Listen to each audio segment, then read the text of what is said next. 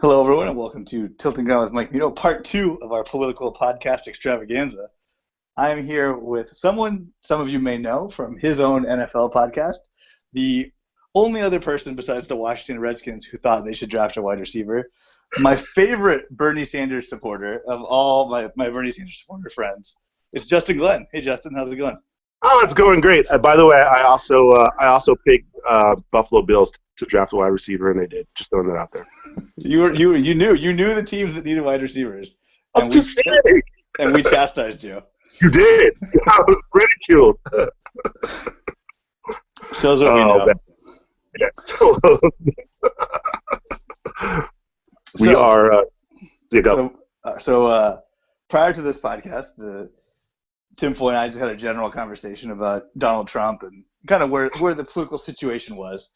So now we're going to you because, like I said, you're a Bernie supporter. When we send our little group emails and stuff, you're always riding for Bernie, and you're very tolerable when you do it. There are many people on Facebook who post their stupid memes and their dumb reasons for voting for people, and it just gets me mad and makes me want to not vote for Bernie. However, I think you do it in a tactful way. So Mike Mito is a straight shooter with middle management written all over him. So I'm voting for Hillary right now. But I think you could convince me. So what do you think the biggest difference, Justin, between Hillary and Bernie is? Oh, one caveat: Justin does not want to vote for Hillary. Yes. He rides for Bernie till the death, and that is why I picked him. Oh yeah. Well, two things. One, I'm anti-Hillary Clinton for a number of reasons that I'm sure we'll get into, and I live in unfortunately, in the way the political system is set up, I live in a blue state, so it really doesn't matter one way or another how I vote. The state of California will be going to a Democrat, whoever the nominee happens to be. So I get to vote green. Why? It'll be the first time I've done it too. But why Hillary? Why vote for Bernie Sanders? Well, I think the biggest difference between the two candidates, and I think the most important, because I think that there has to be an acknowledgement of one thing. Neither one of these candidates are going to be able to push their agenda through a Republican-controlled Congress. Right. So there is little with respect to the domestic policies either one of them are going to be able to do. I know Clinton likes to talk about how she's got stuff done in the Senate and how she'll get things done now. And I find that ironic because she is. I mean, again, if you just look, turn on Fox News, go to the Drudge Report. She is the most hated Democratic politician, I want to say ever. And so there will be stalemates and blockades set up. So again, I'd say the domestic policies, while they are slightly different, I don't want to say fungible, but they will both be both will probably be ineffectual in executing their domestic policies. So the biggest reason why I think you should vote for Bernie Sanders is because Hillary Clinton's foreign policy, is extremely hawkish, but for the fact that her name was Hillary Clinton, she would be a Republican. Her foreign policy is very, very, very pro-intervention. So what you're saying is, let me clean that up just for a second here. Just foreign policy-wise, she is Republican. I don't want people to get confused. Oh well. I mean, at the end of the day, I believe that she's center right. I don't believe she's a progressive. No, she's a neoliberal and a corporatist, just like Obama. I think Obama might be closer to the center, but he's a corporatist nonetheless, and he's definitely a neoliberal. The one thing that is most upsetting to me about a lot of the things that Hillary Clinton has said and argued is that is this failure of the Democratic Party to effectively strategize. This thought that if we're just in the middle or I want to say we, if the Democratic Party is just in the middle, then we will be perceived as the responsible adults, and people will eventually come to us. And that's a flawed tactic. The Republican Party has been able to go to outlier status on the right, so that when they compromise, the compromise is made in the middle from the far right to the center, which ends up being right center. So they've been able to drag this country to the right, even as Democrats get what they believe to be compromises. And that is a flaw. It's a flawed approach to politics, because you're dealing with, for the most part, when you're talking about the Congress, you're dealing with, I mean, they're borderline zealots, especially factually true. Especially this new brand of Tea Party esque kind of Republicans. I mean, these are zealots. You're not changing their minds.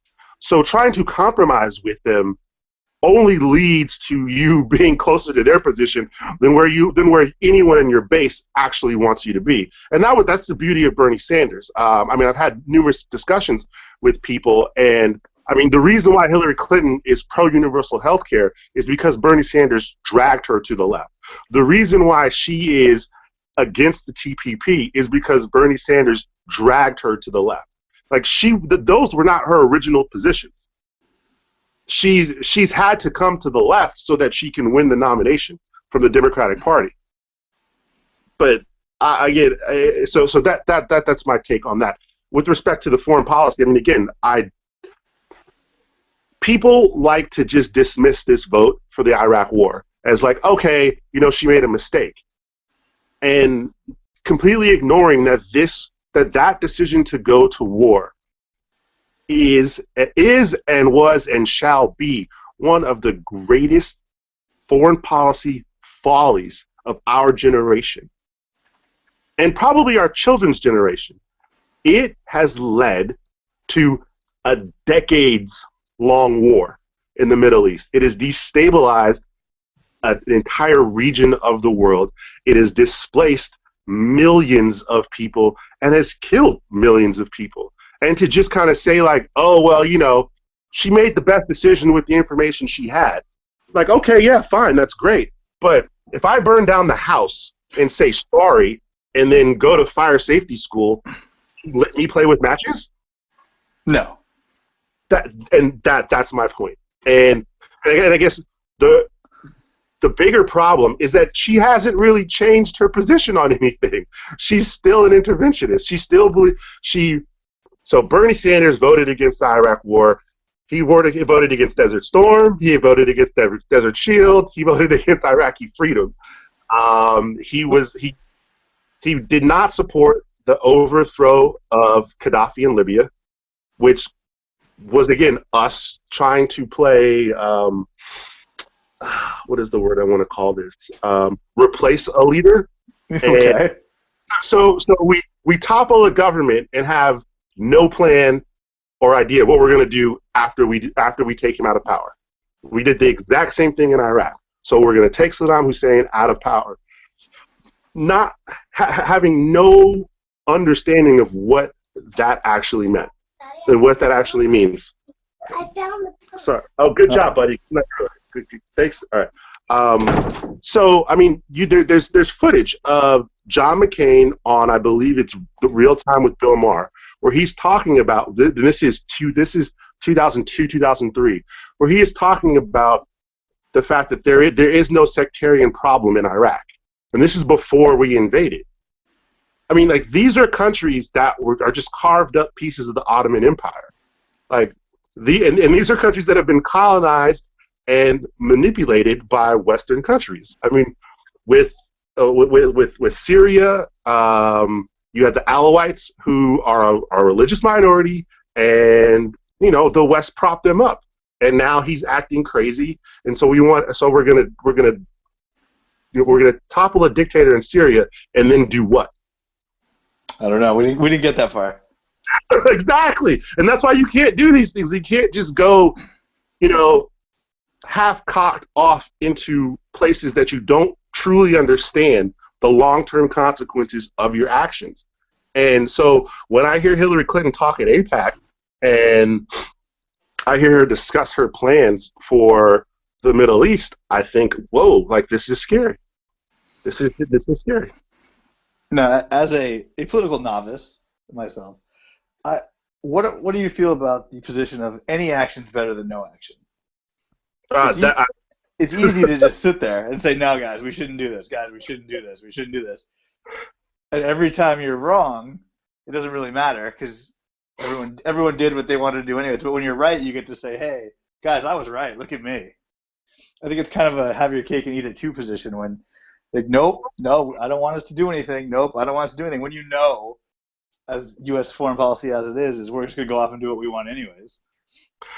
Well, I think to call Bernie Sanders' position the position of do nothing is disingenuous.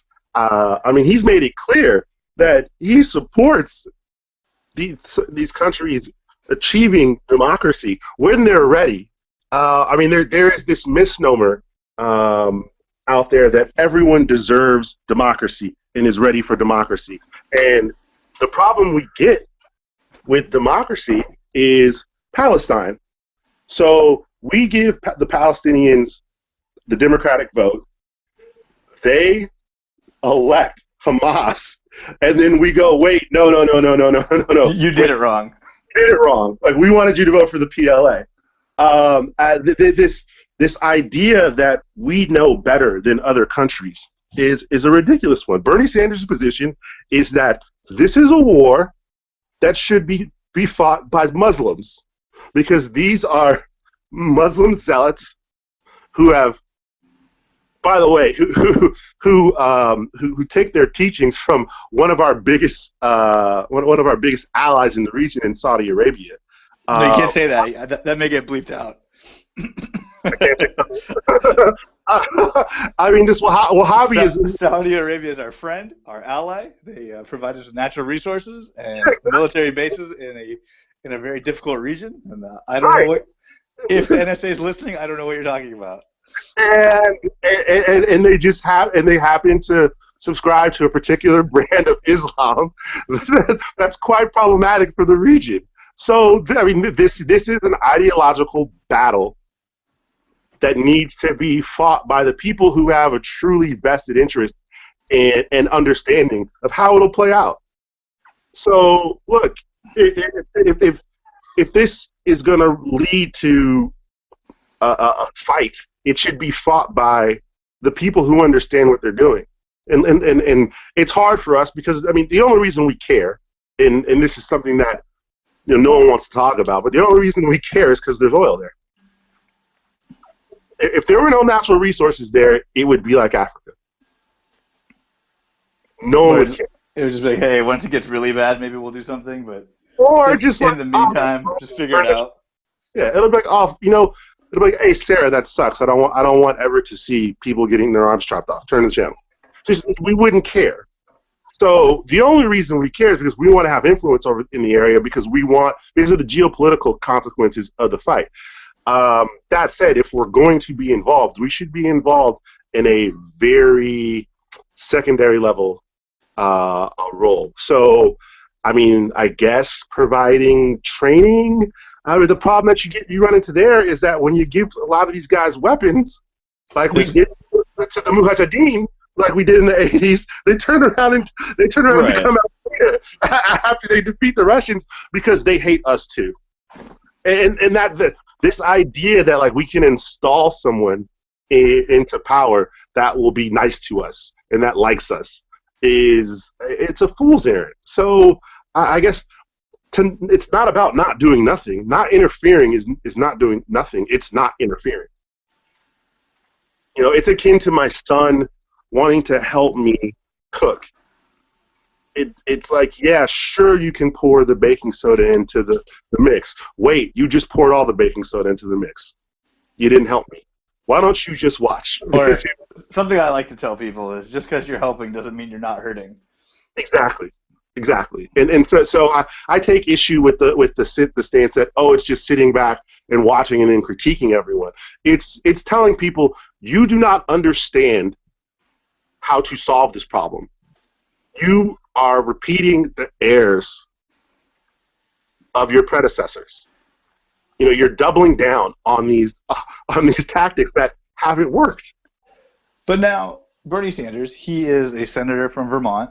Yes. So him not knowing a lot about foreign policy, I'm not trying to sell him short or call him names or anything. It just makes sense. Like, I wouldn't expect, a senator from Iowa to know a lot about what's going on in Saudi Arabia and what's going on in, Syria, besides the briefings they get if they're on some committee. However, right. the Secretary of State and this is the United States of America. We have a great infrastructure, and I imagine there are other minds who probably have some good ideas that can help. And I know I just said just because you're helping doesn't mean you're not hurting. But there are people who probably can help these situations. I mean, it just seems like we have all these resources. We have all this just resources, I guess, for lack of a better word. Why can't we use them to try to help other people? Okay, so pretty simplistic, I understand, but I guess my first response to your critique is they said the exact same thing about President Obama. This was Hillary Clinton's line of attack against President Obama. He's a freshman senator or junior senator from the state of Illinois and has no understanding of foreign policy. Here's the beautiful thing about being the president of the United States. You get to call up the brightest and best minds in the country and ask them if they want to be in your cabinet. And you take their advice and you synthesize it through your mind, and then you make a decision. But I guess my position is this: if Hillary Clinton is going to run on her foreign policy credentials, then I'm going to destroy her foreign policy credentials. So she gave us Iraq, she gave us Benghazi, she gave us Libya, she gave us Honduras. She voted for the continued use of cluster bombs by Saudi Arabia in Yemen. I mean, and look, I'm not even touching the fact that the Saudi government gave $10 to $25 million to the Clinton Foundation before she became Secretary of State, and then she signed the weapons agreements as the Secretary of State to give Saudi Arabia these weapons so that they could use them in Yemen. Well, I mean, that's just circumstantial. Right, of course, because money has no influence on politicians. Well, I mean, actually, money definitely has an influence on politicians, just not me. And that's her position. Her position is money in politics is awful. It corrupts and destroys politicians, but it has no control over me. It has no influence over me. It has no sway over me. And that is a laughable premise. Just like it's a laughable premise when she comes in and says, "I am not the establishment candidate." And it's like, I have to say, wait, let me get this straight. You were the First Lady. You were the Secretary of State. You were a senator 2 times over in New York. And you were not the establishment candidate, even though before this race even started, you had sewed up 80% of the superdelegates. Yeah, I mean, she's clearly the establishment candidate. I don't think that's just a silly thing to say. But she said it. She said, I'm not the establishment candidate because I'm a woman. And this is the problem that a lot of Bernie Sanders supporters run into, because they make critiques about Hillary Clinton, and a lot of her defenders will say, well, she's been the subject of this right-wing attack, and she has been so scrutinized because she's a woman. And my retort is, well, okay, maybe, but might it also be the fact that she was the First Lady for 8 years, and then she was the Secretary of State? Aren't those also viable reasons for why she's been so critiqued? And well, she's been out there. I mean, she's been a face, so of course she's been critiqued. And even if the critiques, even if the motivations for making the critiques came from a place of, we'll call it sexism, respond to the critique. Respond to the critique. So explain to me how voting for the Iraq War isn't that big of a deal now. When it cost our country $2 trillion, it destroyed the lives of hundreds of thousands of American citizens. It killed hundreds of thousands of Iraqis. It displaced millions of Iraqis, which then led to the displacement of Syrians and Libyans. I mean, it led to the creation of ISIS. And we're fighting that battle now. Well, I think you've drilled down pretty hard on. She also voted for the Patriot Act, by the way. So there's that too. And with the same information, Bernie Sanders said no to all of those things. So you can say he doesn't have the experience, but my position is, look at what she did. She didn't do that good of a job. So just like how she fudged the fact that she took fire when she landed in Bosnia, and then it turned out that didn't really happen. And the Reagans have a great history, had a great record on AIDS, but they didn't. So I can't do it, man. I can't do it. All right. Well, since we're out in the globe, let's talk about trade. Where's Bernie on trade? Well, I mean, here's the problem. I mean, so both candidates now are anti-trade pacts. So Clinton has come out against the TPP I'm going to give her the benefit of the doubt and just say, well, even though she started off negotiating most of this, she wasn't in the room when the final draft got written. So I will not try to tie the TPP to her. I will say that Bernie Sanders has been against the TPP since its inception, and the TPP itself is very problematic. There are a lot of pluses for businesses and minuses for workers. That said, I don't know that anyone's been able to show that trade pacts alone are bad for the government or for the economy. It's a multifaceted issue with. Yeah, I mean they're definitely trade pacts are definitely bad, and they typically don't favor developing countries, and they typically favor the more developed countries. I mean, so the best and biggest example of that is NAFTA, which Bernie Sanders voted against, which completely and totally eviscerated the Mexican farming industry, which displaced millions of Mexican farmers who then came to America for jobs, and we're mad at them. And we're mad at them, and it's like, well, we subsidize our corn, and then we send it down to Mexico. They can't compete with our corn, with our soy, because the U.S. government subsidizes these products that are being generated by U.S. farmers. So the U.S. farmers can turn around and sell it for less. Then the Mexican farming industry is eviscerated. You've got tons of unemployed people who need jobs. They know how to work on farms, and guess who needs skilled labor? Unskilled laborers who are willing to work hard for not a lot of money. The United States. So then they come across the border to work on our farms, and we demonize them. So, what you're saying is one decision has a ripple effect throughout the world. And yeah, we need to think hard about what we do. Well, that too, but I guess what I'm saying is you can't just say, "Oops, sorry, yeah, that didn't really work out. My bad. Give me another shot," without acknowledging these problems that you created. And so, I mean, in my mind, Hillary Clinton shouldn't be the president of the United States because she voted for the Iraq War. I think anyone who voted for the Iraq War is de facto unqualified to be the president of the United States. And maybe unqualified is the wrong word, but they want to take the country on a trajectory that I believe is going to be disastrous. And the effects of the Iraq War are still being felt today. I mean, from an economic standpoint, we're still paying for it. George Bush put the entire thing on a credit card. So we're still paying for the Iraq War from an economic standpoint, and we're dealing with the fallout of the Iraq War. So it's I mean, I said it before earlier. Some countries just aren't ready for democracy. They just aren't. And that's not necessarily a bad thing.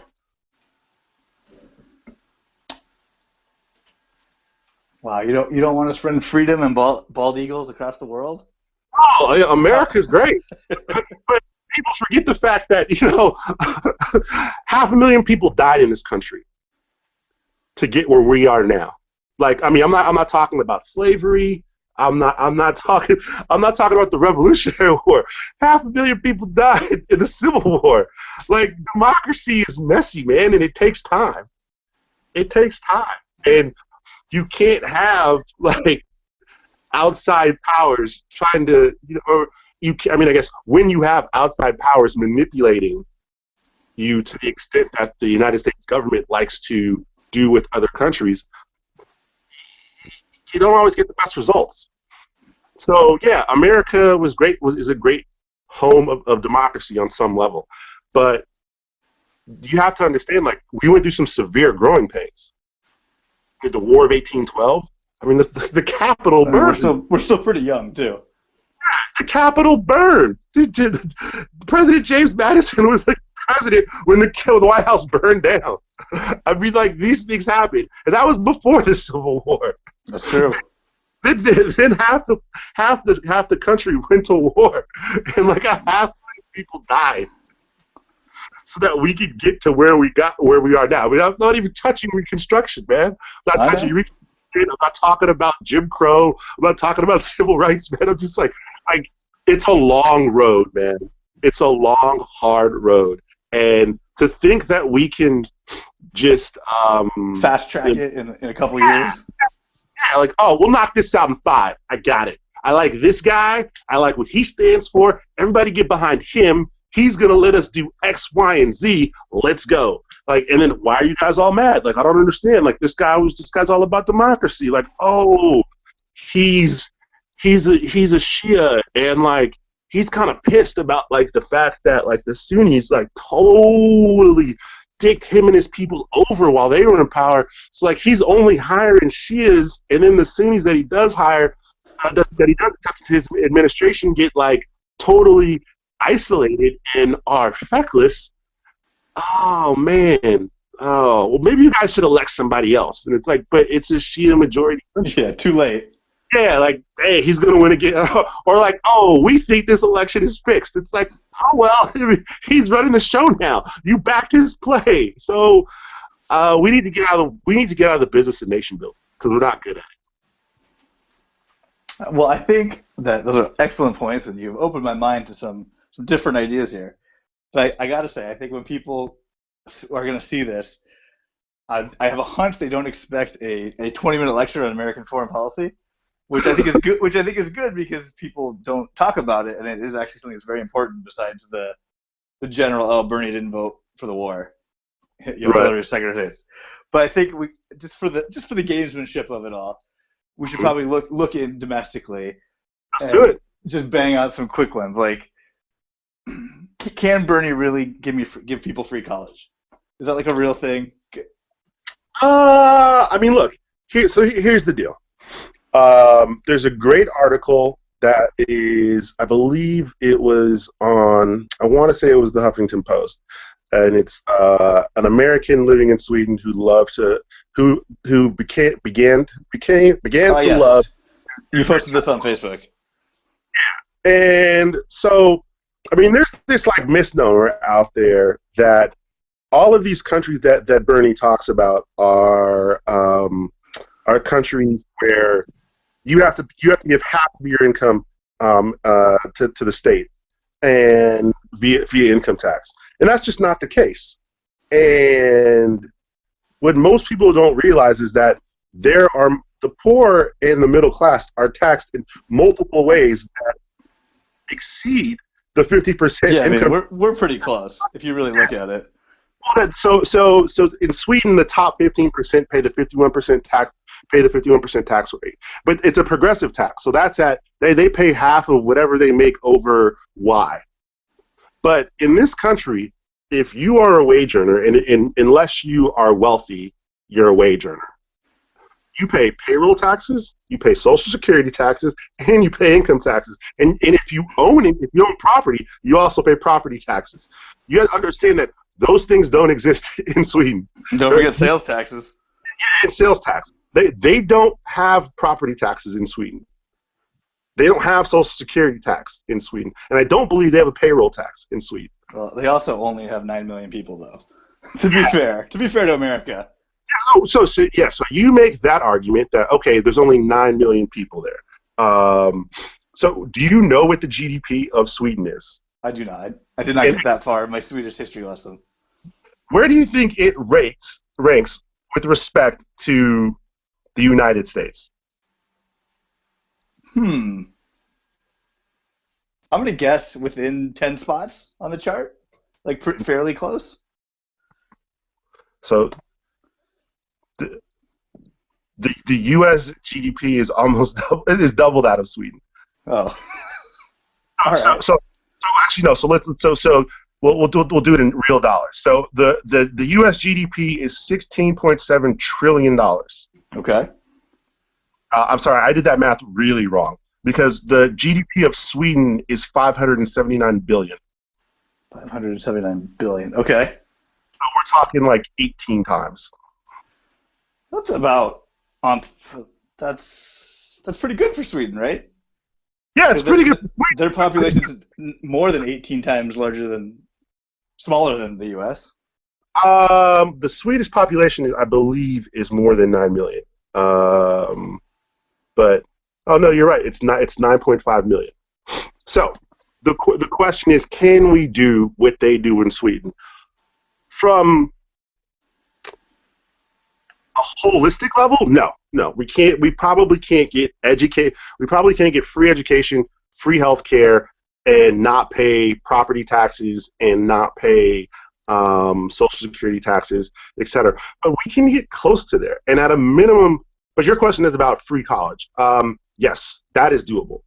The free college is definitely doable.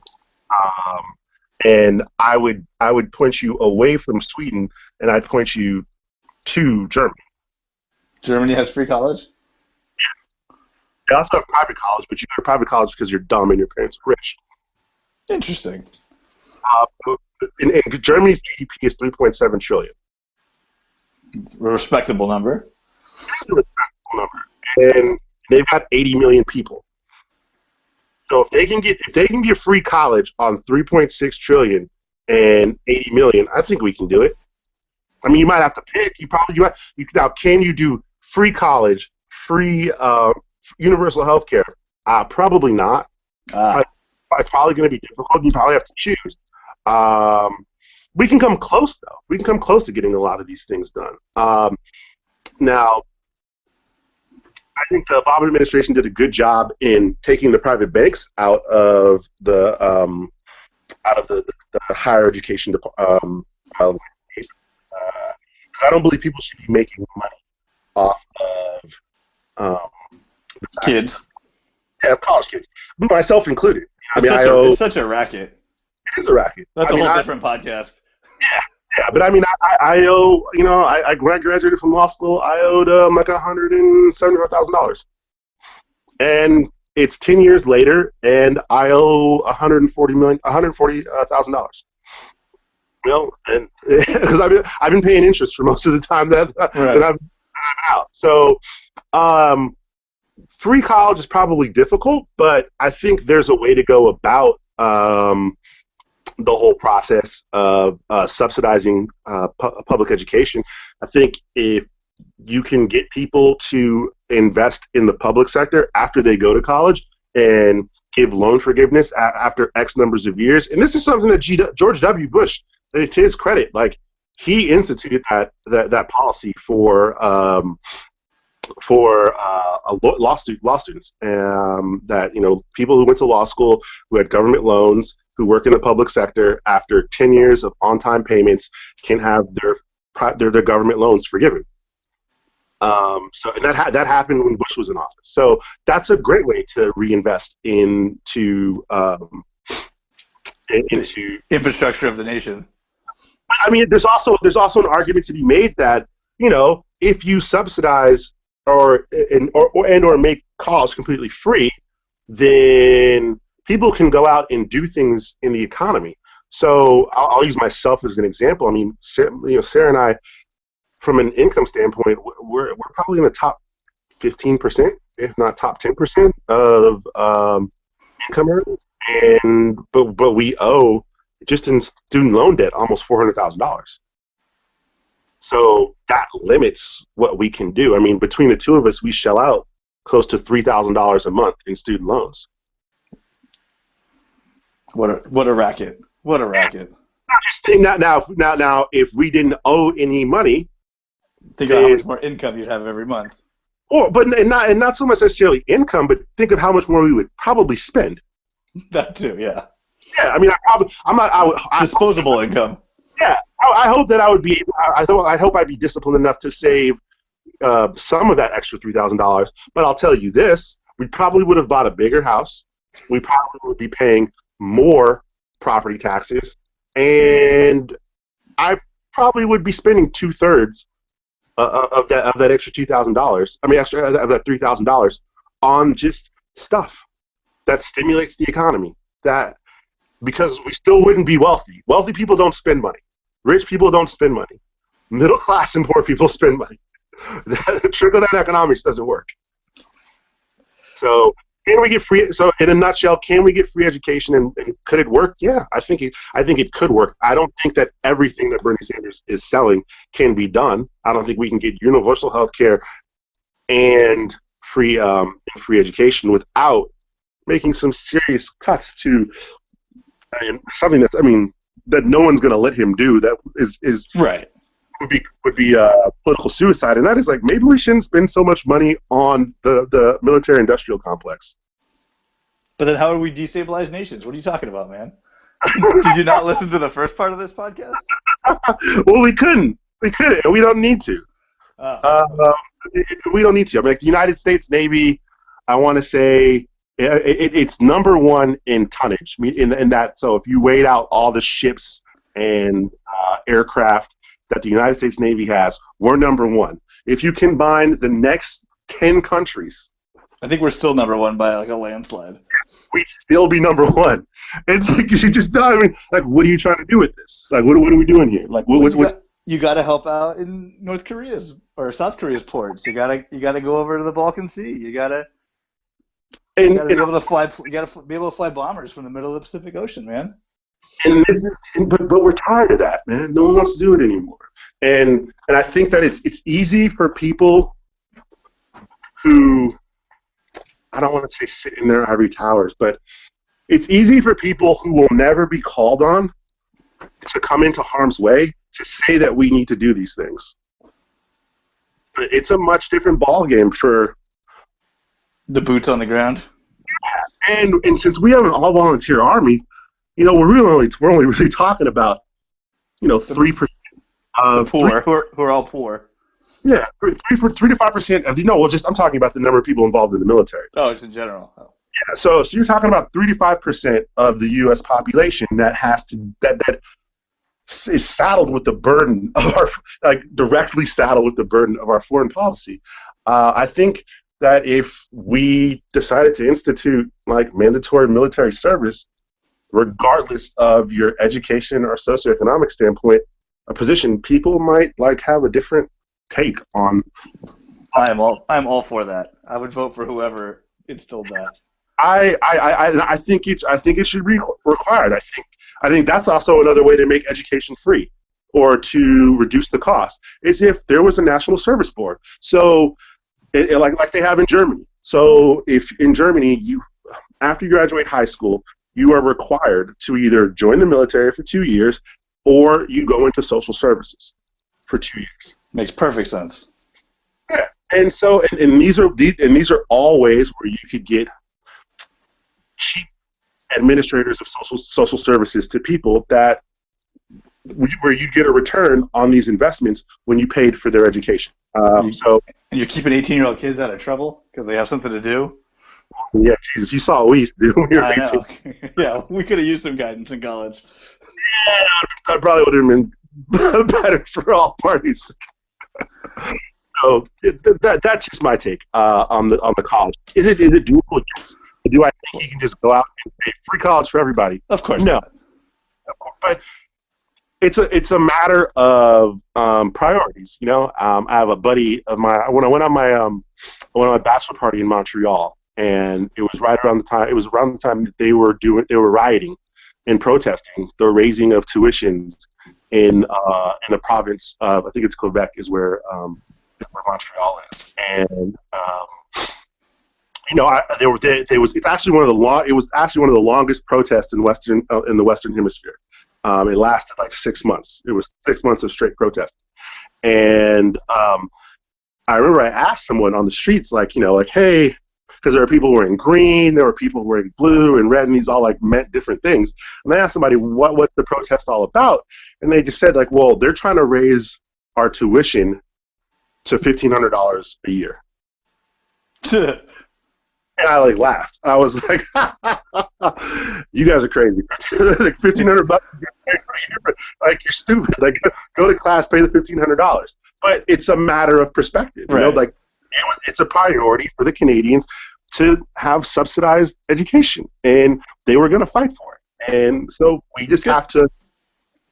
It's perspective, and what do we consider to be a priority? And currently, right now, our priority is our ability to blow people up and tell them what to do, and to make the top 1% richer than they already are.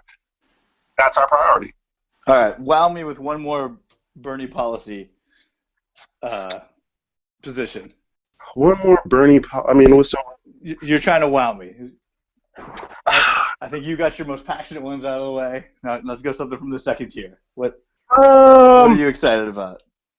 You know, I mean, look, it's something that Lawrence Lessig ran on when he was when he tried to enter the race, and the DNC kept him out. And that is that Bernie Sanders is committed to getting money out of politics, and overturning Citizens United, which says that money is speech, and that since corporations are people, which is a ridiculous notion. But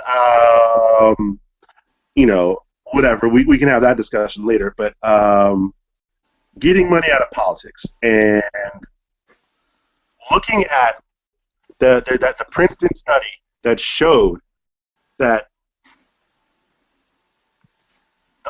the overwhelming majority of political decisions that were made and the effects that people had on those decisions were completely and totally dependent upon their income, where they rated. And I mean, I believe it's something like when the 1% wanted something, it happened 80% of the time. And wow. And so I mean, I'm talking out of my ass, so I'm sure your ballpark. Yeah, I'm close, but grain of salt, everybody. So the Princeton study essentially said that that the richer you are, the more influence you have over politics, and that is scary. That is scary because we are a country of oligarchs.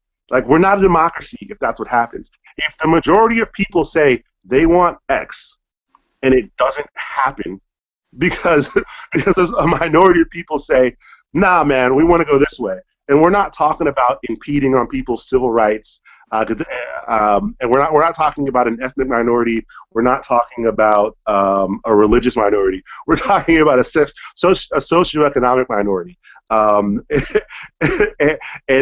their will is done over that of the masses. You no longer have a democracy. And that's problematic, man. And it's not what this country stands for. And it's not.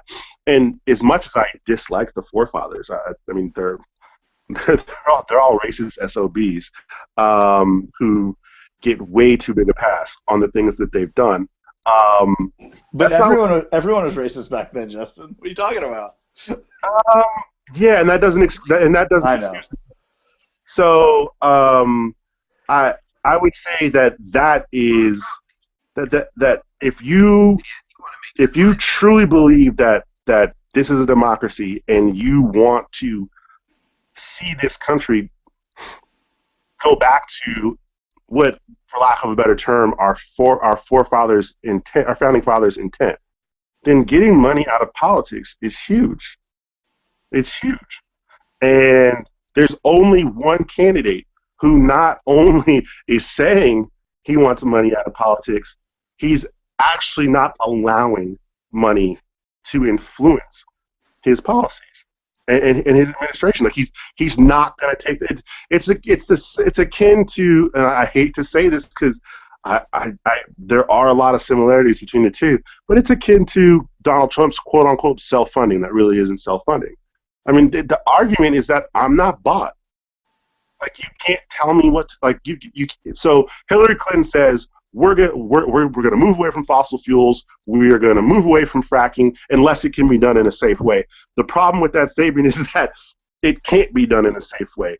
Geologists and engineers there's a consensus amongst geologists and engineers that you cannot get natural gas out of the ground in a quote unquote safe way.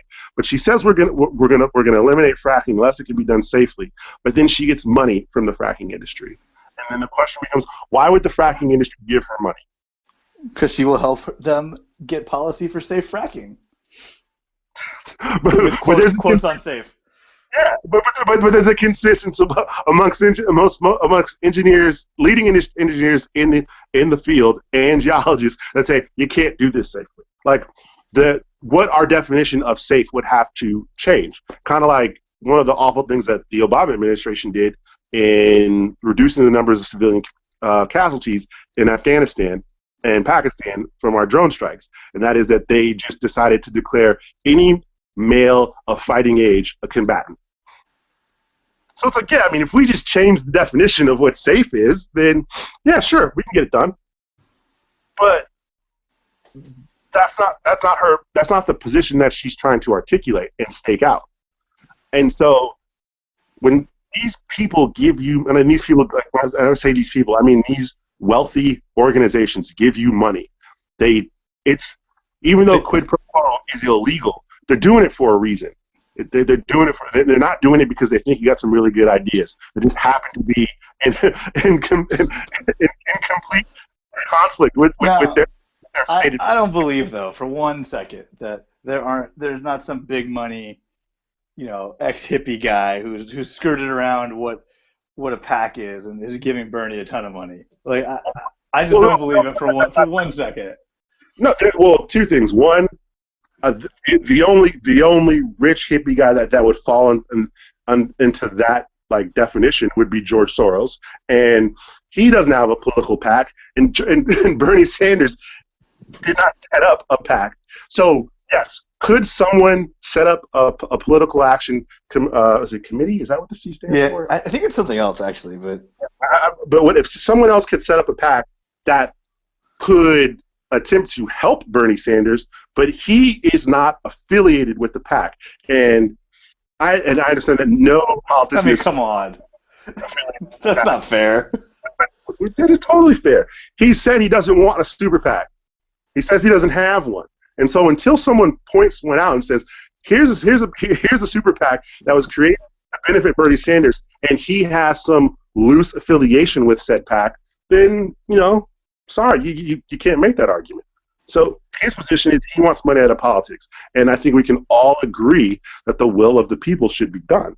And this Princeton study showed that the will of the people is not being done. It's not. It's Martin Gillians and Benjamin I. Page. They argue over the past few decades, the American political system has slowly transformed from a democracy into an oligarchy. Yeah, I saw that. I'll post the link in the show notes. Thank you. You're welcome. I found it while you were talking. I did too. All right. Let's see. I'll give you 5 more minutes. Talk about anything you want. I guess I want to anything. You go anywhere. You can go anywhere now. You've wowed me with your Bernie knowledge. I should respond to Tim Foy's question on I believe it was on healthcare, and I feel like you kind of answered that though with the college question. It's a similar answer. No, it's a similar answer, but I just wanted to say one thing about something that was in his question, and that was he said I think that establishing such a system would be easier in a smaller, more homogeneous state than at a national level. The problem I have with the statement of homogeneous is that the implication is just that, okay, well, we can't have it. Like, we can't have universal health care if we're going to involve people of color. And I don't think that's what he meant. No. Let's be clear. I'm not saying that he's racist. I'm not saying that he's racist. No. I'm saying he's making a very important point, and that is that we have not dealt with the racial issue in this country. We haven't. And when people talk about, you guys talked about that briefly in the podcast that I did hear you guys put out, I want to say about 3 or 4 months ago, and you talked about homogeneity, and it's how they can do these things in these other countries because they're homogeneous. And it's not a critique of you or him. I think that it's an excellent point, but what's the implication of that statement, that we can only do this in homogeneous states? I mean, the implication of that statement is like, this is a racist country, because we can't set up things that benefit people of color without it being problematic. And so we have to address the issue of race. Like, it just has to be done. Oh, of course. I mean, that's just a highlight over everything. Yeah, and so when you talk about race in this country, I mean, we have not. The Germans are great. They've got the best example of how to deal with awful past of your country. Yeah, I thought you were going to say something else right there. I'm sorry. Yeah, I got all that. You kill everybody. I was about to just hang up on you. But what do? Like, they address the issue head on, and they talk about it. And it's not like this whole, like, well, I didn't benefit from it, so it doesn't affect me, and blah, blah, blah. And at the end, I mean, you did. We all did. This country wouldn't be what it is today if it wasn't for the geographical isolation and the free labor we had for the first 150 years that people were on this continent, or that European settlers were here on this continent. Like, the triangle trade is what made this country an economic powerhouse. So we don't get to do all of the other things that we did if we don't have slavery. So we got to talk about that. But we have to have an honest conversation about Hamilton. And it's we don't want to do that. But we don't. And that's the thing. We don't want to do it. It's like, the play's awesome, and he didn't own slaves, but he was an elitist, and he was friends with people that owned slaves. And George Washington owned slaves. Benjamin Franklin owned slaves. They all did. So we have to. Abraham Lincoln kept slaves in the Union states. Yeah, the end of the Civil War. Yeah. The Emancipation Proclamation only freed slaves in the southern states, and the Confederate States had seceded. So the Emancipation. Congratulations, buddy. I'm almost done. The Emancipation Proclamation didn't really do a whole lot, but we have to have an honest conversation about that. And when you have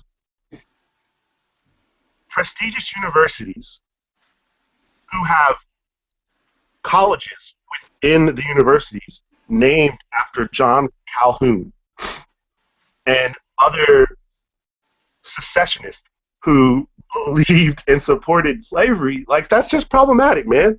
That's problematic. It is. It always struck me as a little weird. And because it is. And so we have to have that conversation. And it's not just about black people. It's about all people of color. We have to have an honest conversation about the Japanese internment. Like, we did a pretty good job with the Japanese internment. So let's talk about the awful things with the Chinese in the West. We don't talk about that. Let's talk about the ways in which we kind of, Mexicans got it hard in the 90s and early parts of the 2000s, or Latinos. So we have to address that history, because now Muslims are getting it, and so we have to have a conversation about all of these things, man. And that is our inability to do that will continually hinder us in so many other ways. And it goes right back to that statement. We can only do these things in homogeneous states. And when you're saying, because what you really mean when you say that is like, this can only happen in predominantly white states. Because there's this belief, and it's true, that there's a certain segment of the white population that would have a problem or take issue with people of color getting these benefits, these handouts. And so I have a serious problem with Hillary Clinton because of her comments that she made in support of the crime bill that Bernie Sanders voted for. Now, he took issues with major pieces of the legislation, but there were a lot of good things in that crime bill. I'm not going to totally hammer Hillary Clinton for those things, but she said the word super predator, and she said they needed to be put to heel. And she was talking about a particular demographic. And I understand that she's come back and apologized for it, but that doesn't change what she did. You get to say sorry. Yeah, you can say sorry. But that doesn't mean that all is forgiven and now you get to be this ambassador for race. And I was really disappointed when John Lewis, the congressman from Georgia, made the comments about Bernie Sanders when he said, I didn't see him at the March in Washington. I don't know about his civil rights record. The unfortunate thing is that there's photos of Bernie Sanders being arrested. Yeah, that's just a dumb thing to say. Like, we know he's not lying about that. Come on. But he was put out there for a reason. He was a surrogate for the Clinton machine, and his job was to scare or drive a wedge between Bernie Sanders and potential black voters in a lot of these early states. She played the race card, and that's fine. It's politics. You get to do those kinds of things. But I'm just not gonna. I'll forgive her, but I'm not gonna forget, and I can't vote for her, man. The Clintons they are political opportunists, herself and her husband, and she doesn't get to the benefit of parts of his legacy, but then gets to divorce herself from the other parts by saying, "Well, I was just the first lady." I mean, and people make those same arguments when I critique her foreign policy. They say, "Well, that's the Obama administration." Okay, well then, what does she get credit for? Well, she was the Secretary of State for the Obama administration. Yeah, but so that means anybody could have done the job. I mean, so you don't get to say, like, she has all this experience, and then I point out all the things that she did wrong and be like, well, that's not her fault. That was the Obama administration. Well, then what did she do? So then she was just a shill. She was just a shill who was going to do whatever she got told. I mean, that's essentially what your defense of her is. So then why am I voting for her? Because she has this awesome foreign policy record? You just can't have it both ways. You have to take the good with the bad. You have to eat it all, or you have to leave it. And so if she wants credit for these things she did as the first lady, then she's got to eat the negative. If she wants credit for the whatever these good things that she did as Secretary of State, well, then she's got to eat the negative too. I think that's a good place to leave it. Yeah. So, look, Bernie Sanders was never supposed to be the Democratic nominee. The DNC was never going to let him be the Democratic nominee. I don't believe he will be the Democratic nominee, but I would like America to see hot dogs get made. And what I mean by that is I would like Americans to see Bernie Sanders win the majority of pledged delegates going into the convention so everyone can watch the political machine put its finger on the scales and give the nomination to Hillary Clinton with the superdelegates. I think that's the thing that a lot of people have said about this political cycle. is even on the Republican side. You kind of get to see how it works and That's how it really works. Like, what's happening and what's involved. People say the system is rigged. It's like, yeah, the system is rigged, man. So people need to watch the hot dogs get made and then make a decision about like what they want to do. And is this the direction they want us to go in? And I'll end with this. Like, one of the things that ended the Vietnam War was Dan Rather and Tom Brokaw. I believe Tom Brokaw was old enough to be out there as well. And the combat journalists who brought the war to people's living rooms. And there has been a push to desensitize and or to censor what war really is. Like, we don't show the dead civilians on the ground because it's disturbing. Like, there's been this attempt to sanitize war, and you can't sanitize it. It's an ugly thing. Like the Bush administration would not let the press take photos of the dead American soldiers coming home in coffins because it's bad for PR. It's bad for morale because they don't want you to see the hot dogs get made. And it's the same thing with our current political systems. Like, they don't want you to see these hot dogs get made. They don't want you to know that this isn't really a democracy.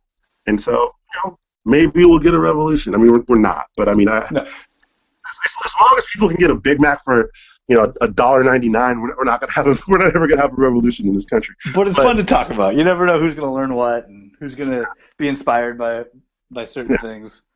That's the whole idea. Just get it out there, talk about it, see what's going on. Vote your conscience, and live with the consequences. But don't say I didn't tell you so. Well, I appreciate you coming on. I'll definitely have to have you back when something else happens, or I think I'm going to try to reach out to the other side of the aisle from you, and maybe we can mix and match some people and see what happens. Let's talk after once the Democratic nominee gets named, and especially if it plays out the way I'd like it to play out, we should definitely have a conversation. But thanks for having me on. All right, man. Have a good night. Do the same, dude.